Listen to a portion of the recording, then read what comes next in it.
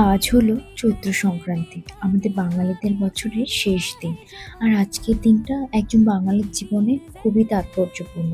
কেন কি আজকের দিনেই পুরনো বছরের যত জরাজীর্ণতা থাকে সব ধুয়ে মুছে পরিষ্কার করে পরদিন পহেলা বৈশাখের আয়োজন করা হয়ে থাকে। তাই আমিও ঘুম থেকে উঠে প্রথমে ঘরটা একটু ঝকঝকে করে নেওয়ার কাজ শুরু করলাম। নতুন বিছানার চাদর পেতে সুন্দর করে বিছানা গুছিয়ে নিলাম। আমাদের বাড়িতে আজকের দিনের একটা রীতি আছে, সকালে হলুদ বেটে গায়ে মেখে স্নান করে নতুন জামা পরা।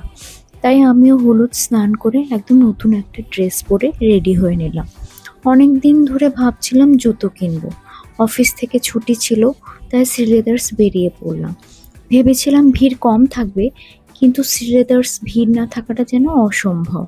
অনেক খুঁজে শেষমেশ একটা পছন্দের জুতো নিয়ে লাঞ্চ প্যাক করে বাড়িতে লাঞ্চ